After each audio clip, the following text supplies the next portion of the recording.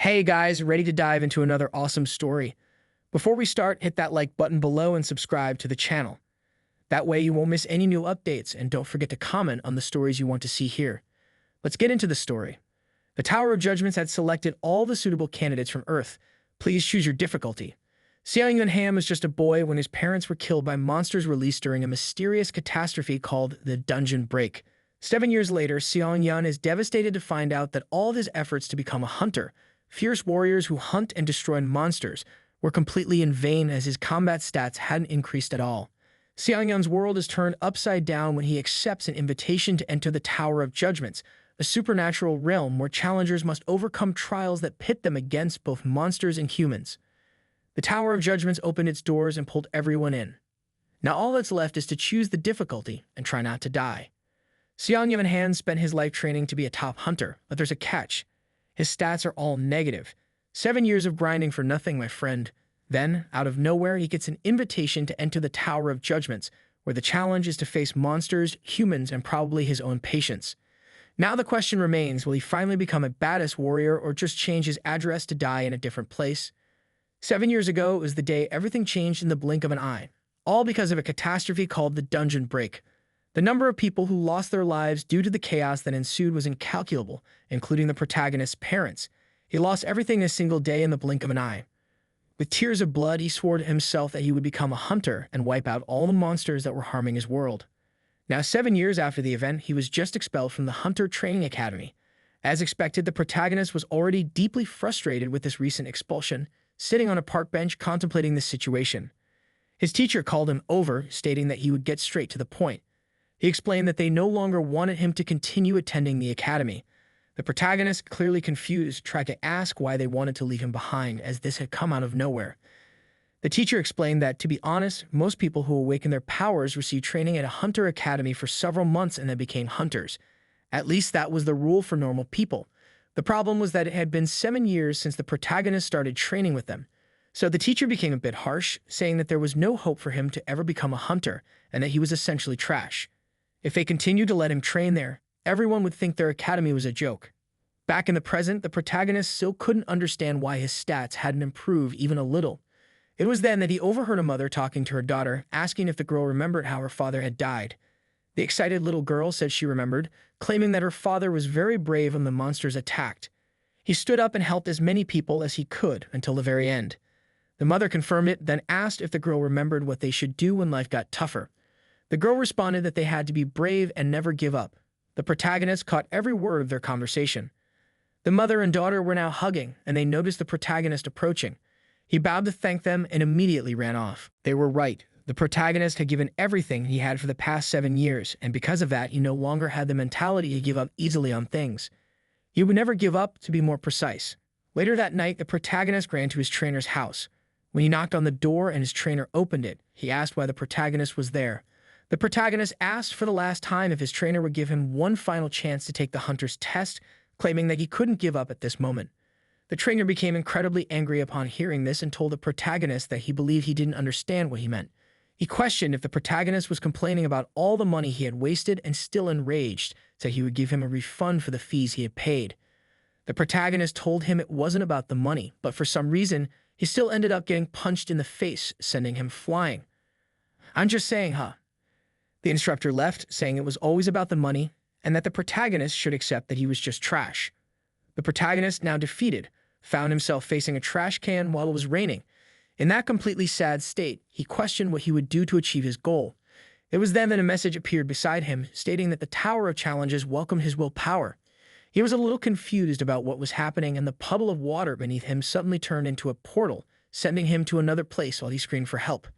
The instructor stormed out of the house, still extremely irritated, but noticed there was no one there. He picked up the hat that was on the floor and threw it into the trash. Now the protagonist was drowning as he fell into the portal, but soon he emerged from the water, floating. Another message appeared, stating that the Tower of Challenges had selected all the worthy challengers from around the planet Earth.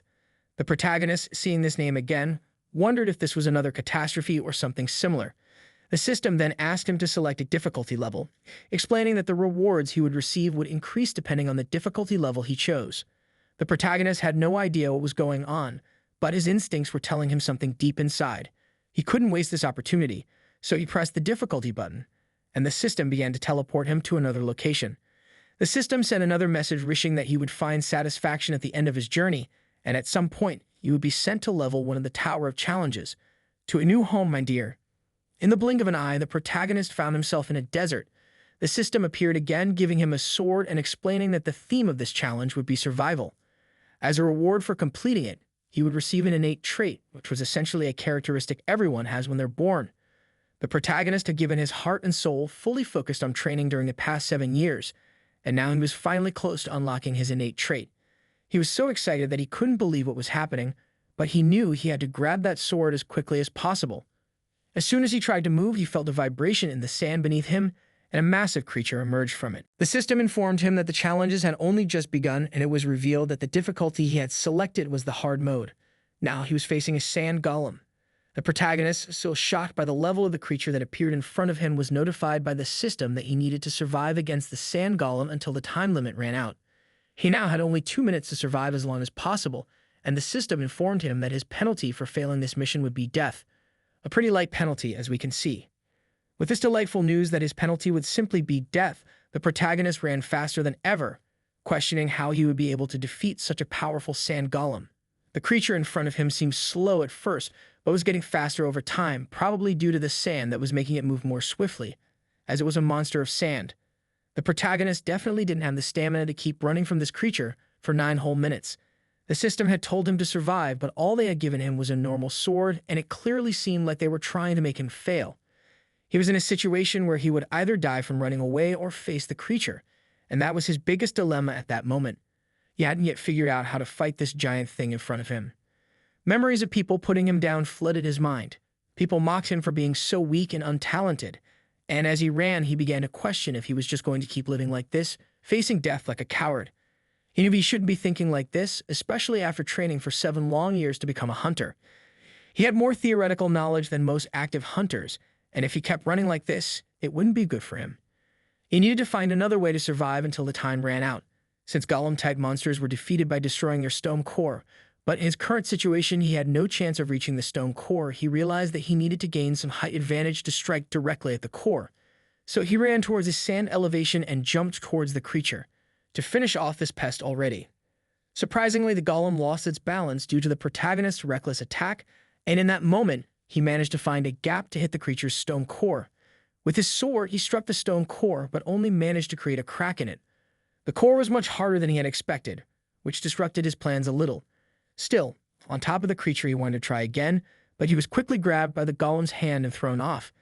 As he was dragged by the monster, the taunts from those who had mocked him for being weak filled his mind, and this only made him angrier. He gathered the last bit of strength left inside him and threw his sword directly into the center of the core, causing the golem to immediately be destroyed. The system soon notified him that the sand golem's stone core had been destroyed, and there were still 7 minutes left until the time limit expired, but he had already completed the tutorial, at least according to the system's message. After being defeated, the golem self-destructed in a cloud of dust that scattered with the sand. The protagonist was now wondering if he had really just killed his sand golem in that way. He was still surprised by the fact that he had managed to defeat a creature, even though it wasn't easy. He would take his time for this, and the system congratulated him for completing the level of the challenge tower, and now he would receive his reward for unlocking his innate trait. In addition, he also earned 1,000 extra points, a rapid regeneration ability, and another bonus of 500 points. Receiving all of this, he still couldn't believe it or even describe what he was feeling at that moment. He had given his blood, sweat, and tears, training with everything he had over the past 7 years. He had always been the subject of jokes among the students and was ridiculed all the time. Then the system informed him that it was unlocking his innate trait, and now he had the gift of necromancy. Pretty OP, by the way. The protagonist believed that this time he could also become a hunter, but the first thing he had to do, above all, was survive whatever was coming next in that challenge tower. It was then that a massive red energy mass appeared in front of him, and he was wondering what it could be.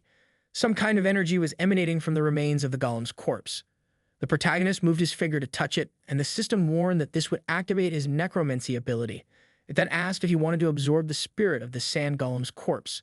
The protagonist was questioning what absorbing the spirit meant, and it was probably related to his new innate trait that he had just obtained. He immediately confirmed, and that massive red energy mass moved toward him. After a while, the system informed the protagonist that he had successfully absorbed the spirit of the sand golem's corpse. Because of this absorption, his skill level increased by 7%. The system notified him that the number of spirits he had possessed was being counted, and this was his first of the remaining 5. At this moment, the protagonist could feel the spirit of that corpse within him, and it was likely the same feeling he would have when absorbing any spirit. However, his biggest question was how he would use this power. The system then informed him that he would receive a permanent increase in his stats due to the use of this spirit. He received a boost of 3 points in strength, and his stamina also increased by 2 points. He could feel himself getting stronger. Little by little, he was turning things around. His stats had finally risen. Previously, he hadn't seen any results in those stats during the 7 years he spent training his mind. It reached a point where he couldn't imagine that his stats would increase permanently if they just had. Now, the protagonist was questioning the possibility of returning to his reality and becoming a hunter with the abilities he had received. It was then that the system, as if connected to him, immediately opened a portal beside him, telling him to return to the lobby. The protagonist began walking toward the portal, stating that there was only one way to find out what that was and enter the portal. He ended up falling from a great height, which caused him to be severely injured. The first thing he did was complain, saying he was in too much pain. It was then that his rapid regeneration ability started to activate, and he still didn't understand why. His injuries disappeared in the blink of an eye, and he was surprised that he was probably being healed even after the challenges he had been through. The protagonist now found himself in a large room, a massive place that, ironically, only had one bed. But he quickly dismissed it, stating that at least he should be grateful for having a bed, and then he threw himself onto it. One must be humble in situations like this, good boy. Now lying on his comfortable bed, he was questioning what he should do next, especially the possibility of being able to leave the tower whenever he wanted. But when it came to choices, he didn't know the exact reason why the people who put him there had brought him in the first place. It was then that the system appeared again, telling him that he could now use 5 commands: the information command, the shock command, the community command, inventory, and challenges. It then asked him to say any of these commands out loud to see how they worked. He decided to call for the challenge command to see what would happen, and another system message appeared, stating that he had 23 hours and 21 minutes until the level 2 challenge would appear. They probably placed that bed there so he could rest during those long, tiring hours. The protagonist wasn't surprised at all to realize that another challenge would be waiting for him ahead. He then took the opportunity to use the community command. It was there that he came across various comments from people interacting with each other. Most were wondering what was happening, and others were questioning whether it was another major calamity. Essentially, it was a whole community of people interacting just like on social media within games. The protagonist soon found this very similar to the social media platforms within games and noticed that the conversations were in utter chaos. Not only that, but there seemed to be a random mix of active hunters and normal civilians there. Quite a strange mix, by the way. A notification bell interrupted the ongoing conversations, and a message appeared announcing that the administrator had just entered the chat and that no one should send any more messages. Then the administrator spoke to everyone, stating that he had something to announce to all the challengers who had completed the tutorial challenge. When the protagonist heard about these supposed updates, he became excited because most likely the administrator was going to explain how they could return to the real world, and he needed to pay close attention to every detail. The administrator then began explaining how they would use the points they earned from completing the tutorial challenge. The points could be used as a normal currency within the challenge tower and, more importantly, in their shop system. But an important note was that they could also use a community function to give and receive points. The administrator then warned that they wouldn't even be able to take a sip of water if they didn't have points within the tower and the challenges. These points could only be acquired within the challenges. Seeing this kind of notice left the protagonist very surprised, as it was the only method of obtaining points. In other words, he would have to do whatever he could to get used to this tower and collect points to survive with as many as possible. If he couldn't even drink water without these points, his only way to survive inside would be to complete challenges and gather as many points as he could. The administrator then stated that that was the end of the announcements and left the chat. The protagonist at that moment was reflecting on the fact that he was very close to becoming a hunter, and all he needed to do was return home. He then looked at the sword, feeling a premonition that he would need to use more than just that, and then he used the shock command. Time for shopping, ladies. After getting some items for himself and testing them out, he had already accepted his role and began training like a maniac to perfect what he had. When he collapsed exhausted on the ground, he immediately got back up due to his healing ability, which had a surprising reaction. Now he could train as much as he wanted without getting tired. His only concern at this moment was his food, but he didn't care much about it when buying items in the system's shop. At this point, he had only 40 points left, and without the extra bonuses from the reward, he wouldn't have had enough points to buy his shield. Time was flying by, only 17 minutes and 17 seconds were left until level 2. Previously, the virtual chat room had been practically full of people, but now it was almost eerily silent since the second phase was approaching. He constantly wondered if he would survive this time, but he managed to fill his eyes with determination, telling himself that he had to survive no matter what. With only a few seconds remaining as the countdown ended, the system asked if he wanted to participate in level 2. He immediately confirmed and entered the portal. With his difficulty still set to hard mode, he now found himself in an unfamiliar forest. The game system notified him that the theme of this phase would be assassination. It told him that he had to kill the orc leader within the specified time limit. Below him, he could see the orc camp he needed to deal with, and his only concern at this point was figuring out how to kill their leader without drawing suspicion from the many creatures around. If he attracts all their attention at once, he's in for big trouble. Generally, an orc camp inside a dungeon would have a large number of monsters, and probably each of them would have a specific role or category, almost like a group of players with various classes. The protagonist wasn't sure if he could handle an orc hunter on his own, but his real problem was that there were a lot of them. Dealing with so many monsters would require a large number of people with good levels. It was basically nearly impossible to do this alone, so he started coming up with a plan. He decided to retreat and come up with a better strategy that would work. He then made a torch and put it in his virtual inventory, and surprisingly, he was impressed that it actually worked. Orcs may seem pretty lazy, but they actually work a lot. The hunters always leave in the morning to hunt something and they don't return until they have caught something, so he would have to take advantage of this time. He had to use this opportunity to avoid difficulties with a numerical advantage. His main method of fighting the rest would be using the element of fire. According to the Hunter Association, the orc sentinels don't stay on guard all the time. When they need to eat or rest, they usually go back inside the base. He took advantage of this time to set fire to the forest around the camp. Once the fire spread everywhere, he wouldn't have to worry about the arrival of any orc hunters. Here, the guy was at least smart. The protagonist now had to deal with the monsters that went to the forest to try to put out the fire. He took advantage of the fact that the disadvantage wasn't as high now and killed one of them from behind. The system notified him that his necromancy had been activated and asked if he would like to absorb the spirit of the dead monster. After confirming, he was once again surrounded by red energy and absorbed the soul. The system then informed him that since he had absorbed it, his skill level had increased by 9%. Once the absorption process ended, he was surprised by the arrival of an orc sentinel from his rear. The strength difference was quite noticeable, but as he started boosting his stats a little, he became stronger. After a good fight, he managed to take down the sentinel. Upon absorbing the spirit of the giant sentinel, the system notified him that he had received a permanent increase in his stats from absorbing that spirit.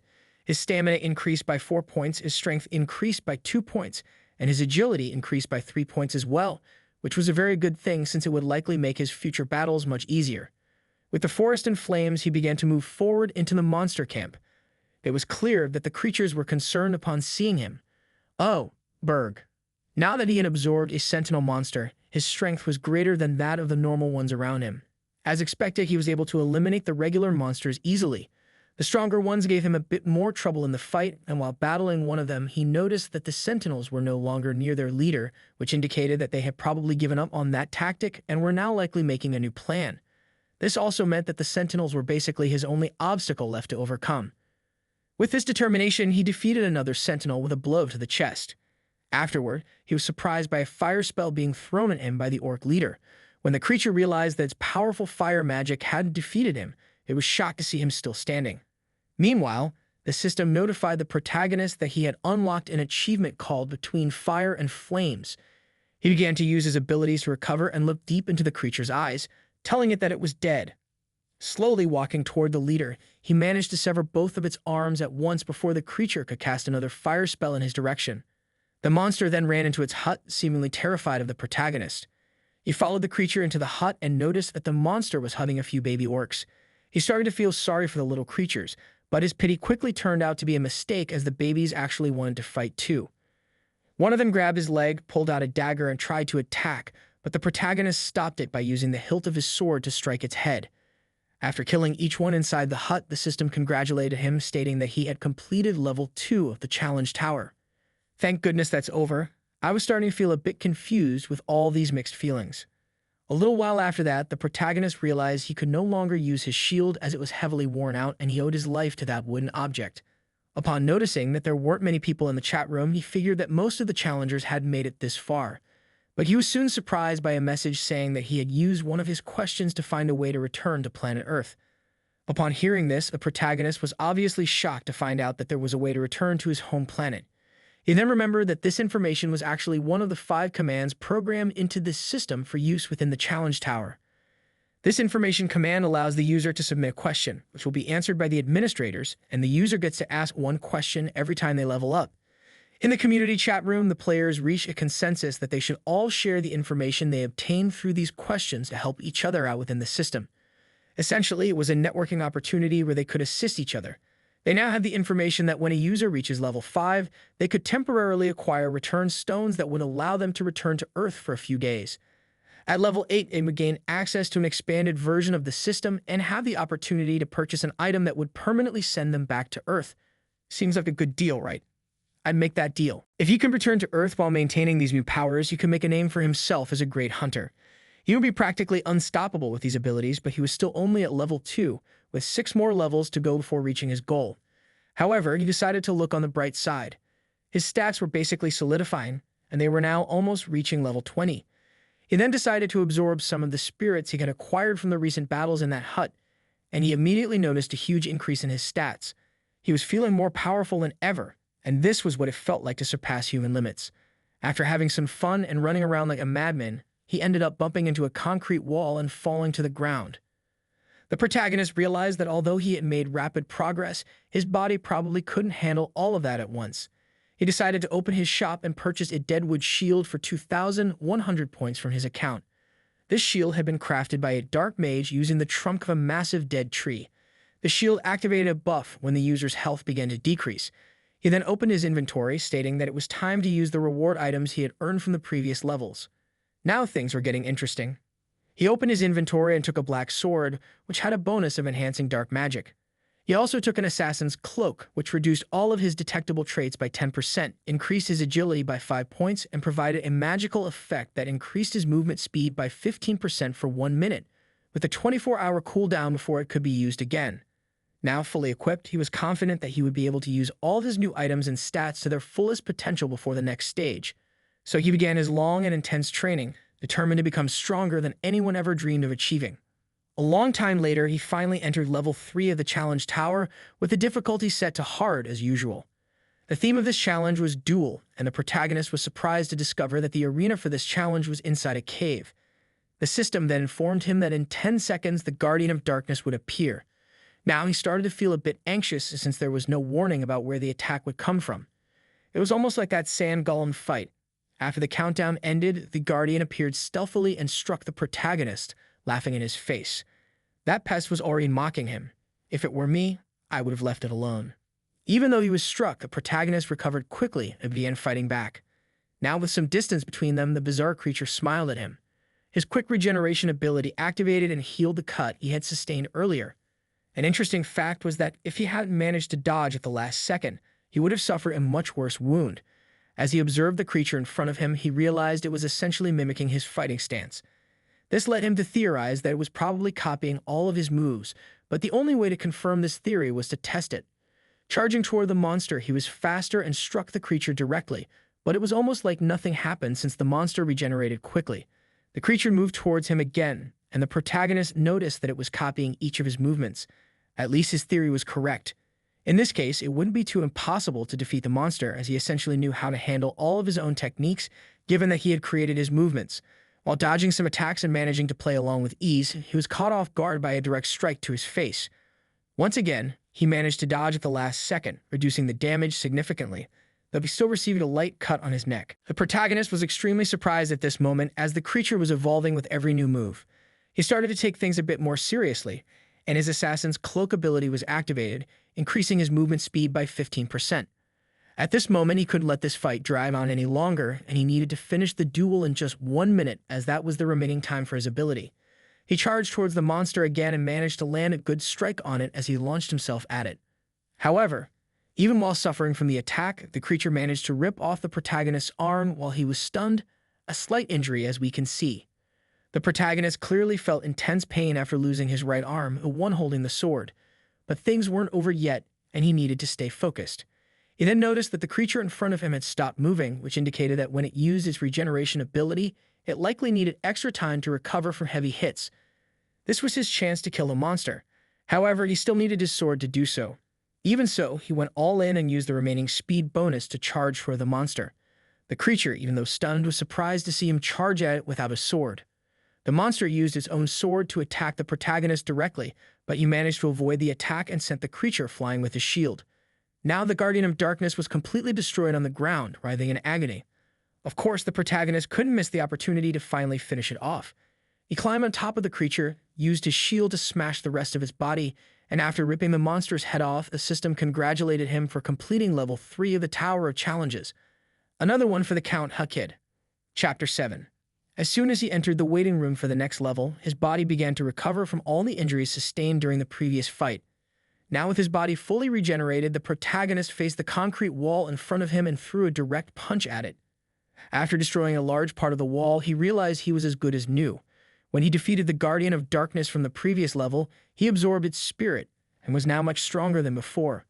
Compared to the other monsters he had faced so far, the density of this spirit was much harder to consume, but by doing so, he reached 100% proficiency in his innate necromancy skill, which leveled up. With that, he unlocked the ability to absorb a spirit's skill from a corpse. The protagonist was quite surprised by this, as he hadn't expected something so overpowered within a skill. In fact, it might seem like something based entirely on luck, but he would only find out later when he tested it. After 3 levels inside the tower, the protagonist was beginning to get used to the things around him. Right away, he checked the player conversation area and noticed they were exchanging some information about level 4. Now, he knew that it would be a team challenge. This likely indicated that it would be a special challenge he would face alongside another challenger. Upon reading a message about the possibility that those responsible for this wanted them to complete the level and then kill each other, he realized that he would have the freedom to kill another human within the challenge, something that made him quite uncomfortable. An expected reaction, I'd say. When level 4 of the Tower of Challenges began, the system informed him that the objective was to eliminate the Goblin King within the time limit. The failure condition for this challenge was the elimination of all challengers from the same team, and the penalty for failing was, as always, the classic and ever so lovely death. At that moment, the protagonist was teleported into the level, immediately finding himself face to face with 2 people who were most likely his teammates. The girl stepped forward, greeting the protagonist, while the other guy said that since they were in the same group, they should introduce themselves. She introduced herself as Heian Lee, a team support specialist who was also an E-rank hunter in the outside world. The protagonist was relieved to know that he probably wasn't stuck with a team of losers. The other guy introduced himself as Songlin Lee, a specialist in a specific type of combat and a D-rank hunter outside the tower. The protagonist quickly noticed that this guy seemed a bit rude, but since he was D-rank, he was probably used to receiving some sort of special treatment. The protagonist then introduced himself to the team, and upon mentioning that he wasn't exactly a hunter, Songhun got visibly irritated, claiming that he would just hold them back. The protagonist tried to explain that he wouldn't be a burden, as he was a decent fighter and could take care of himself. The big guy scoffed at him, warning that if he messed up the team's coordination, he would kick him out. When the protagonist received this warm and friendly treatment, he was reminded that this was basically his daily routine, something he was almost starting to forget. The annoying guy then took charge, telling the newbie, referring to the protagonist, to stay in the back and watch their rear. Not even gonna comment on that one. The castle's drawbridge began to lower, and the system announced that the challenge would be a 3 versus 3 competition. It warned them that they would have to work together as a team to complete the challenge before their competitors. Then, from inside the castle, 3 goblins leaped toward the so-called combat specialist, who immediately began to struggle, complaining that these small creatures were fighting like trained warriors. He then called out to the protagonist in a very affectionate manner, demanding that he fight, while simultaneously crying out for the support specialist to heal him. The protagonist told the girl that he would move away from her for a moment to take care of the monsters that were causing trouble. She didn't quite understand, since that would leave her alone with no one to watch her back. But when she turned around, she saw that the protagonist had already defeated all the monsters that had been behind her.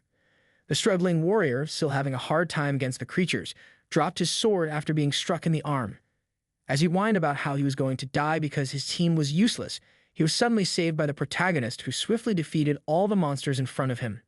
The shocked big guy insisted that he would handle it, claiming that the protagonist would only get in the way.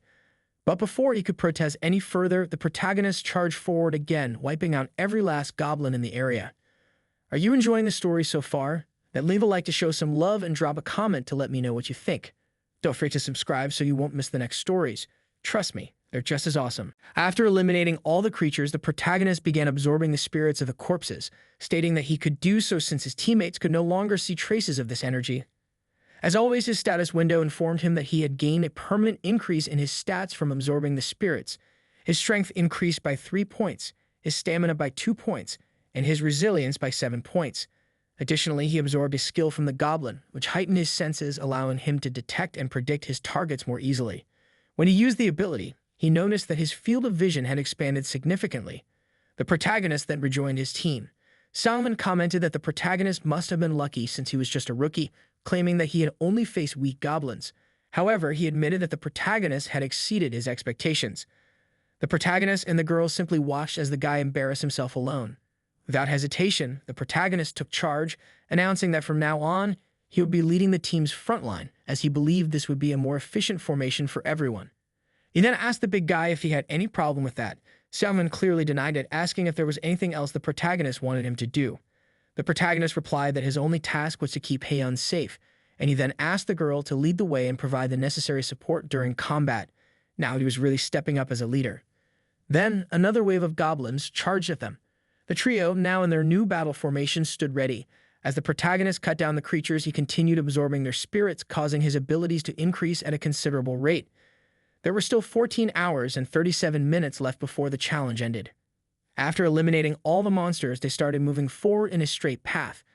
At one point, Haeyeon commented that so far they had only encountered goblins, but something about the unnerving silence didn't sit right with her. The protagonist noticed it too, and without hesitation, he dashed forward at incredible speed to scout the area, leaving his team surprised. When they caught up to him, they discovered that all the goblins ahead had already been killed. It was obvious the other challengers had passed through first. When the protagonist touched the goblins' blood, he realized that their bodies were still warm. This meant they could catch up to the group responsible if they hurried. If the other team killed the boss first, the penalty for failure would be the classic and ever so lovely death for everyone in their group. Without wasting time, he ordered them to move immediately.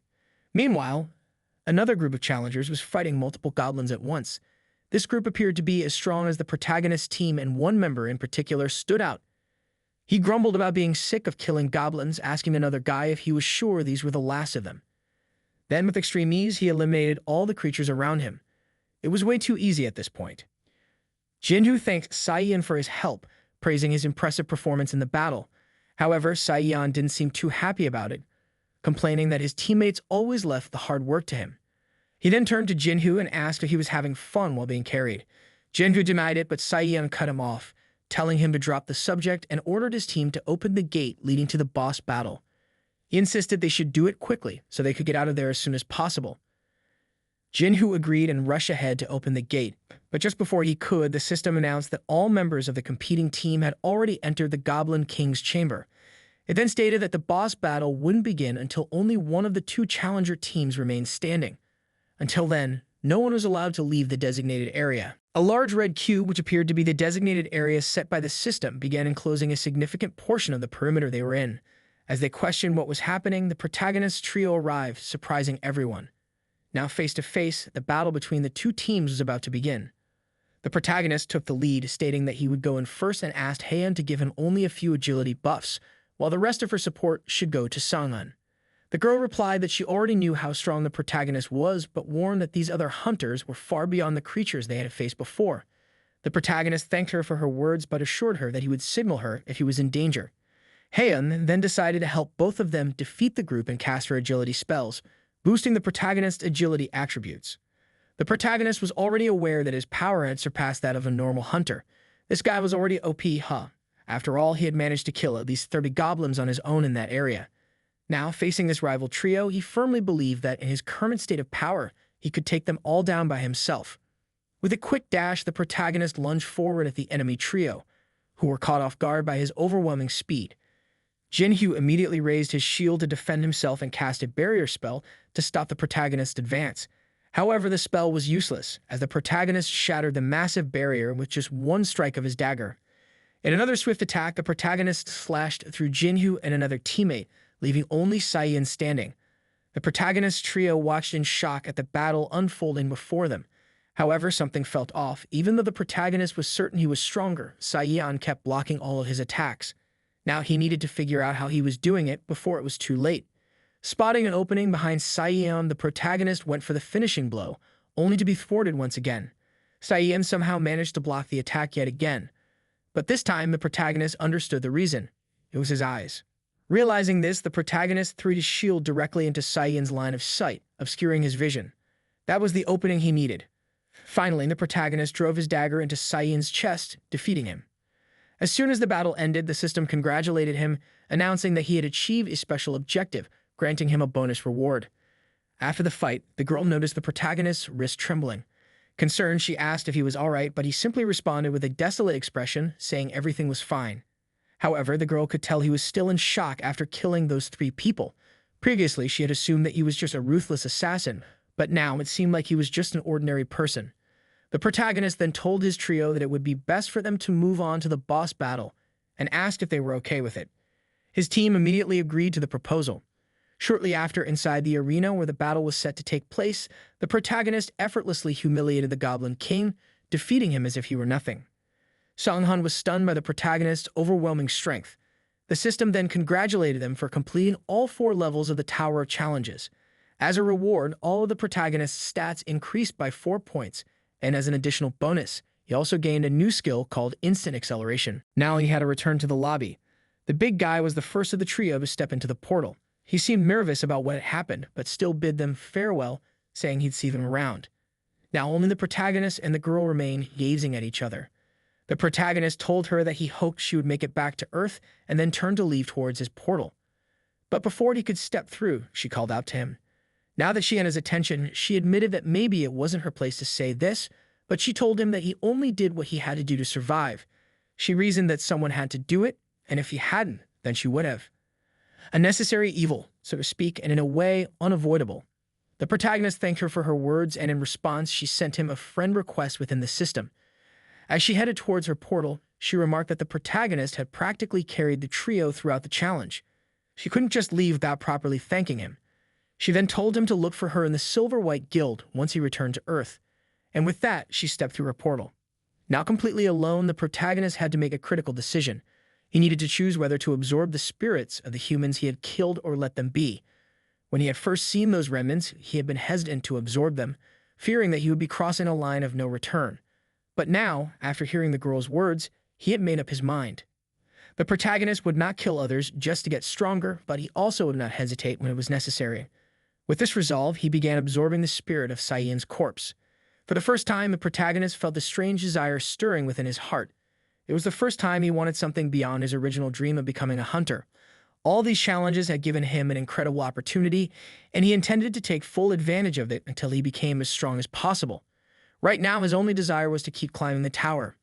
He then stepped through the portal, and the system notified him that he had now entered the lobby for level 5. Because of this, he had unlocked his system expansion, Ryueki Tenkai. Upon unlocking this system upgrade, he discovered that his system was now capable of grading challengers based on their performance. The system then prompted him to set a nickname. After some thought, he selected Huntsman. A bit weird, but alright. Now he had access to the ranking board displaying the grades of other challengers. While he wasn't sure if he had made it onto the list, as he scrolled down, he found his name. He was ranked 16th. There was a lot of information on his profile, and he realized that to receive a ranked grade, the system calculated his performance across the entire level. His scores ranged from SS plus to B plus, and after calculating everything, he had achieved an A average. Not bad at all, much better than expected. Seeing this, the protagonist realized he was much stronger than he had thought. The system then notified him that the top 50 challengers on the ranking board would be designated as pioneers. These pioneers would receive special benefits upon reaching level 8. One of these rewards was something called a halo. When the protagonist saw this term, he wondered if it was some kind of ability, but he figured he would find out sooner or later. Finally, he accessed his system, which informed him that he needed to select a dead spirit to absorb in addition to the ones he already possessed. Previously, his absorption limit had been 5, but now his absorption limit had increased to 15, so he began absorbing the spirits of the 3 players he had previously killed, along with the Goblin King's spirit. As a result, he gained a permanent increase in his stats. At that moment, the protagonist felt as if he were surpassing the limits of humanity. Then he purchased a return stone, an item that allowed the user to leave the Tower of Challenges for 3 days and return to their previous location. He used it to test whether he could leave while keeping his weapons. Finally, he activated the stone to return home for a while. After spending so much time inside the Tower of Challenges, the protagonist was finally returning home. Upon using the return stone, he fell into a portal that would take him straight back to the real world. As he was falling, the system notified him that he had returned to his residence and would automatically return to the Tower of Challenges in 3 days. Now he was awake in his bed. As he sat up, he noticed that his room was exactly as he had left it. While lying there, he considered taking a quick nap to recover from everything that had happened. But suddenly, he noticed a foul odor and decided to deal with that first. As he got up, he muttered that he was going to take a shower, but he froze in shock when he spotted his shield and dagger lying on the floor. Things were getting way too good. At least this answered his question. He could bring items from the tower into the real world. But this also meant that other challengers could do the same. At that moment, he realized he needed to act fast. With each passing day, more and more challengers would start returning to Earth, and soon they would flood the digital markets with tower items. This could cause an imbalance in the hunter economy, leading to skyrocketing prices for tower gear. The protagonist had to sell his items as quickly as possible. But there was one major problem: he could only sell items legally if he had a hunter license. At least now, he had a plan to solve this issue. He grabbed his phone and called his former trainer. Manhwa answered the call, introducing himself as the owner of the White Lotus Hunter Academy, and asked how he could help. The protagonist introduced himself and asked if the trainer remembered him. Manhwa confirmed that he did and mentioned that the protagonist could visit the academy's website to request a refund for his training expenses. The protagonist declined the refund offer. Manhwa sounded a bit confused and asked if he was sure, wondering if he had changed his mind about something. Then the protagonist revealed that he actually had a favor to ask. Manhwa immediately shut him down, saying that if he was trying to re-enroll in the academy, he shouldn't waste his breath. The answer would always be no. The protagonist clarified that he needed help applying for the hunter exam. The trainer reminded him that the last time he took the test, his stats had been abysmally low, earning him the worst possible score. The protagonist acknowledged that he was well aware of that. Manhwa continued, pointing out that the protagonist also lacked an innate trait or any special abilities, so he couldn't just show up and expect to take the exam. As his final move, the protagonist offered to pay the necessary fees. Manhwa immediately changed his stance, stating that as long as the protagonist paid up, there would be no issue.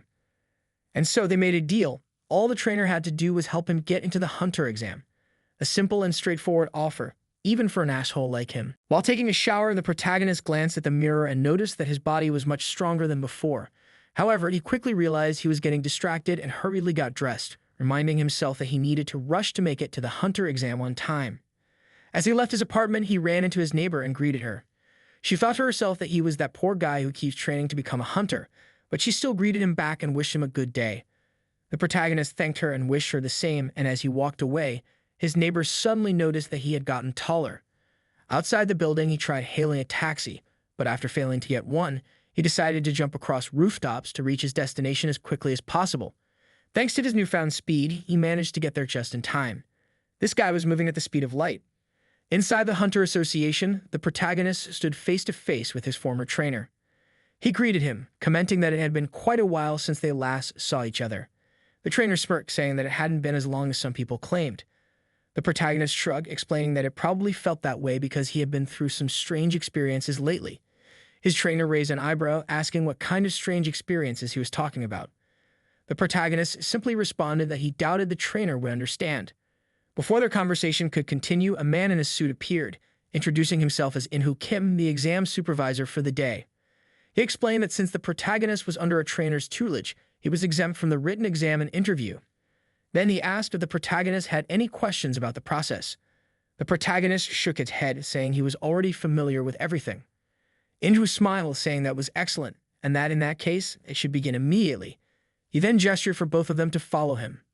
Inside the test chamber, the protagonist stood ready with a sword in hand, waiting for his challenge to begin. Above him, his trainer scoffed, telling the instructor to make sure the protagonist failed as quickly as possible so they could get this over with. The instructor smirked, reassuring him that there was nothing to worry about as he had prepared a test with the worst possible matchups for sword users. Then the instructor turned to the protagonist, asking him to choose the difficulty level of his exam, which ranged from level 1 to level 10. In the past, the protagonist had always chosen level 1 every time he lost to a mere goblin. But that was because he had been too weak back then. The trainer chuckled, betting that the protagonist would choose level 1 again. However, when he heard the protagonist say level 10, his face twisted in shock. The exam began. The protagonist's objective was simple: eliminate the firebird in front of him. But just as the battle started, the system notified him that his movement speed had been reduced by 25% due to the firebird's predator's roar ability. Worse yet, his sword began to crack. That's when it was revealed that his trainer had sabotaged his weapons, ensuring that he would fail the test. The trainer believed that the protagonist deserved this for acting like he was somebody special, and that he would pay for it with his life. Man, scumbags really exist everywhere, huh? When his trainer had first passed this test and become a hunter, he felt like the #1 in the world. But eventually, he fell behind his peers and in the end gave up on trying to catch up. In the world of hunters, natural talent is everything, and he had accepted that fact. Humans are instinctively driven to give up when they face an insurmountable barrier. The trainer believed that this wasn't something unique to him. He was convinced that everyone else felt the same way. And that was precisely why he wanted the protagonist to fail, just like he did. Back in the present, the protagonist was struggling against the firebird, as his sword had snapped in half when he tried to defend himself. He knew it was a low-quality weapon, but he hadn't expected it to break so easily. A quick glance at his trainer's expression was enough for him to figure out what had happened. But he didn't have time to dwell on it. The firebird was charging at him again. At the very least, this gave him the perfect opportunity to put his newly acquired skill to the test. So he activated instant acceleration. Goodbye, oversized parrot. With the skill activated, he leaped so high that he reached the firebird near the ceiling. The creature began charging a fireball, preparing to launch it at him. But before it could attack, the protagonist plunged his broken sword into its eye. However, the blade was too short to deal any serious damage. As he fell back to the ground, he ripped off one of the ceramic floor tiles and threw it at the firebird's head, splitting it in half. And purely by coincidence, of course, the tile flew straight toward the trainer and instructor, who were left staring in shock at what had just happened. The announcement rang out, the exam was officially over, and the protagonist was congratulated for his performance. The protagonist then approached his trainer, asking if he was all right, claiming that he hadn't noticed him up there this whole time. Shortly after, a woman handed him his hunter license, which stated that he was a Class C hunter. She congratulated him, informing him that he was now officially registered with the Hunter Association and could participate in hunter activities. The protagonist asked if that meant he could enter dungeons and sell anything he wanted, and she confirmed it. Meanwhile, the trainer confronted the examiner, demanding an explanation. After all, the examiner had assured him that the protagonist would fail within 10 seconds. The examiner sighed, claiming that he had no idea what happened. They had done everything they could, making the exam impossible to complete, just as the trainer had requested, especially for someone with the protagonist's abilities. The trainer then asked why they didn't at least give him a lower ranking. The examiner explained that it would make sense. Since the protagonist had defeated his target within 10 seconds in a level D exam, it would have been suspicious if he had received a low classification. The trainer gritted his teeth, insisting that there had to be something else they could do. But before the argument could continue, the protagonist arrived, happily announcing that he had finally gotten his license. The examiner congratulated him, and the protagonist turned toward his trainer, remarking that he didn't look too well and asking if something was wrong. What I love about this protagonist is that he knows exactly when to be annoying. The trainer, feeling awkward, forced himself to congratulate him, acknowledging that he was now an official hunter. The protagonist then brought up the fact that the trainer was a Class C hunter before he retired. The trainer narrowed his eyes, asking what he was getting at. The protagonist shrugged, saying it was nothing much. He was just remembering the time the trainer had called him trash. Then he casually wondered if the trainer had simply been projecting his own failures onto him. That was the final straw. The trainer snapped, lunging at the protagonist to attack him. However, the protagonist easily dodged and landed a solid hit to his stomach, claiming it was just self-defense. Then he slapped him hard across the face, stating that this was payback. As the trainer crashed to the ground, realization hit him. The protagonist was far stronger than a mere Class C hunter. Well, no shit. Sherlock asterisk. Later, outside the Hunter Association, the protagonist asked the examiner if he wanted him to work directly for the association. The examiner confirmed it, stating that his starting salary would be 1 billion won per year, completely open to negotiation, and insisted that it was definitely not a bad deal. The protagonist remarked that it was actually a pretty solid offer. The examiner agreed, saying it was only fair considering the potential they had just witnessed. However, the protagonist then told the examiner that he knew the exam had been rigged against him, but assured him that he wouldn't hold a grudge. Still, he would never make a deal with people he didn't trust. With that, he walked away, tossing the examiner's card into the ground.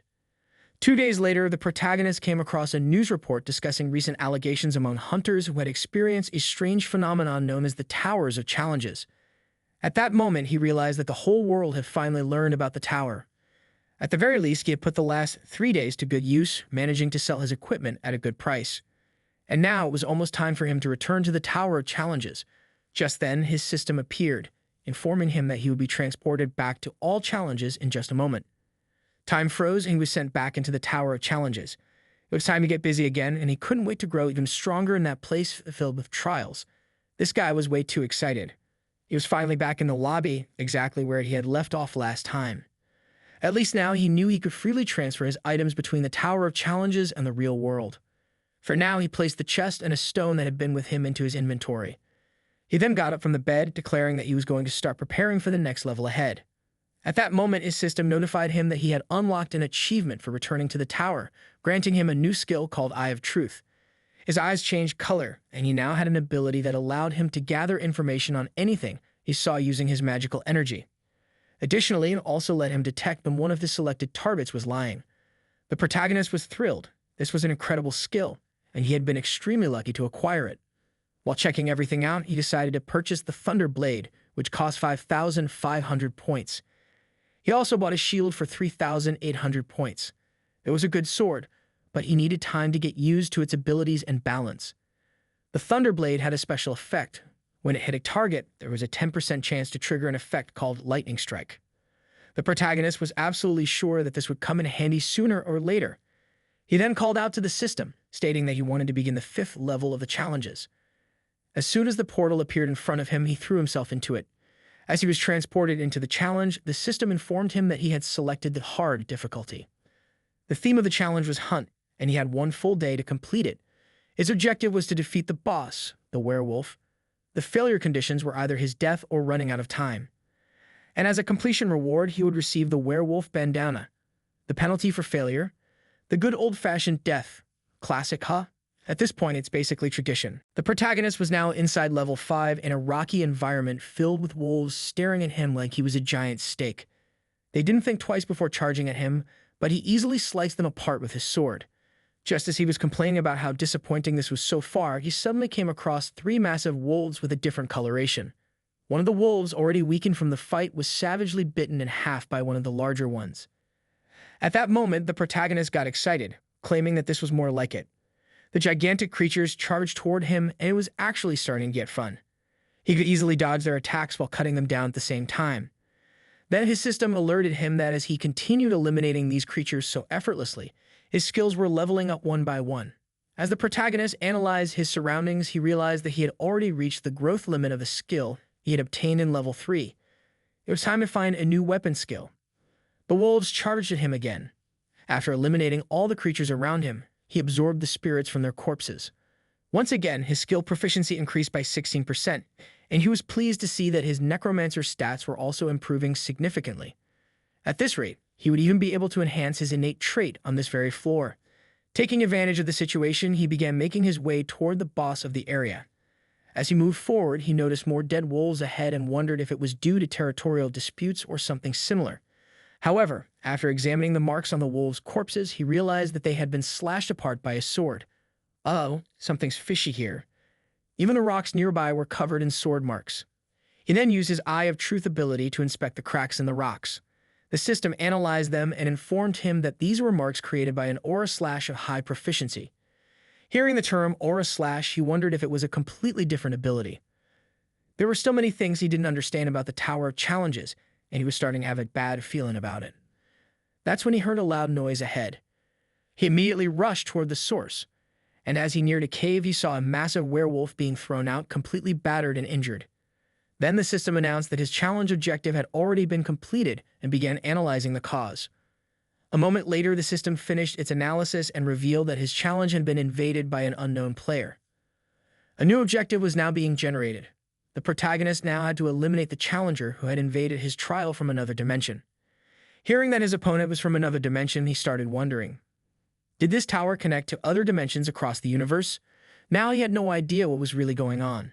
Then the invader spoke. He remarked that it was obvious the protagonist had no clue what was happening, claiming that he must have come from a more primitive dimension. The invader mockingly declared that the protagonist was no longer the master of this challenge. He then questioned the protagonist's silence, wondering if fear of death was making him nervous. The protagonist now had yet another idiot standing in front of him. Poor guy had no idea who this so-called idiot even was. The protagonist hadn't really considered the possibility of another challenger trying to invade his trial to steal it from him. But at the very least, he figured he should be grateful that he hadn't failed the challenge immediately. Snapping back to reality, the invader began preparing to fight, claiming that it looked like fear had already taken hold of the protagonist. So Gimli let his sword do the talking. The invader rushed toward him, kicking the werewolf's corpse in his direction to try and stagger him. But in doing so, he created an opening. The protagonist slashed at his back, landing a clean hit. However, when he expected to have dealt a significant wound, he realized that his sword hadn't even pierced through the invader's armor. And then, it was the invader's turn. With just one strike, he shattered the protagonist's shield and sent him flying straight into a rock. The impact was so strong that part of his arm broke. Now standing over him, the invader commented that somehow his aura had been blocked. But even then, the protagonist's armor was utterly useless. The protagonist asked who he was and why he had invaded his trial, stating that no one had ever mentioned anything like this to him before. The invader scoffed, saying that just as he expected from a primitive race, the protagonist was ignorant about challenge invasions. Hearing that clearly didn't make him happy. He demanded to know why the invader had come to disrupt his challenge. The invader merely stated that whining about it wouldn't help. This was just how the tower worked. And to show mercy, he would grant him a swift death with his sword. Trying to sound noble, this guy, desperate, the protagonist asked him to wait and at least explain what a challenge invasion even was. The invader said that he had no reason not to tell him, since he was about to die anyway. He then explained. Challenge invasions were a function added to the system as a reward for reaching level 8. A user could purchase an invasion token from the shop to interfere with another challenger's trial. The protagonist asked him something else. He had mentioned earlier that this dimension was more primitive. Did that mean he was from another world? The invader smirked and stated that it was obvious. Then he questioned. Where else would he have come from? At that moment, the protagonist finally managed to stand back up. He activated his Eye of Truth ability to check if the invader was lying. The invader noticed what he was doing and asked it. How dare he gab his honesty? The protagonist played dumb, asking. And what are you going to do about it? The invader once again called him a primitive idiot. The protagonist then offered him a trade. Since the invader had given him valuable information, he would tell him something in return. He explained that his arm wasn't in such bad shape because of his pain resistance ability. He then added, the reason he was holding his arm wasn't because of the pain, but because if he let it go, it would automatically activate his rapid regeneration ability. And just as he released his arm, his wounds instantly healed. He told the invader that his ability healed him automatically, and that he figured the invader would lower his guard if he looked injured. The invader narrowed his eyes and commented, so he was both a healer and a swordsman. But even so, if he had nothing else to say, his fate was already sealed. The protagonist picked up his sword once more and stated, that's hard to say, since I'm only getting stronger the longer I stay here. Time to activate protagonist mode. He began to permanently increase his power by absorbing the spirits of the surrounding corpses. His strength increased by 2 points, his agility by 3 points, his stamina by 3 points, his magic by 5 points, and his resilience by 7 points. The invader, upon seeing this, commented that it was quite intriguing that he was capable of growing stronger on his own. The protagonist didn't respond and activated his assassin ability, which increased his movement speed by 15%. Then he activated his instant acceleration ability, causing the invader to become stunned, as it wasn't possible for a level 5 challenger to possess so many abilities like him. The two began fighting again. The invader struck powerfully with his sword, but he missed because the protagonist dodged, and when he tried to follow up, he kept missing. The aura ability was a high-level skill capable of causing serious damage, but fortunately, the protagonist's stats were definitely higher than the invader's. He knew he could keep dodging the invader's attacks, but the only problem was the invader's massive armor. It was a rare item that the protagonist couldn't cut through due to his low level, but that said, if he continued dodging and striking, he could activate the secret ability of his sword, and that's exactly what he did. This led to the invader suffering from the effect at a perfect timing. It worked out better than expected. Chapter 14. It would have been a huge headache for the protagonist if that guy's armor had energy resistance, but fortunately it didn't. Now stunned on the ground, the invader commented that the chance of victory had been his earlier and asked how a level 5 challenger possessed so many skills. The protagonist replied that it was his fault for focusing only on his armor and ending up with just one high-level skill. Then he charged toward him with his dagger, saying he would end this quickly. The invader tried to stop him, claiming that he could answer more questions, but the protagonist said there was nothing on his mind. Finally, he killed the invader. The system immediately congratulated him for completing level 5 of the tutorial tower, and upon seeing the invader's body disappearing, he immediately absorbed his spirit, causing his skill proficiency to increase by another 15%. And that was today's story. Did you enjoy it? Then leave a like. Tell me in the comments what stories you want to see next here. I'm always keeping an eye on the comments and responding. The best stories will be brought here. So that's it. Don't forget to subscribe, share with friends who also love manhwas, and I'll see you in the next video. Take care.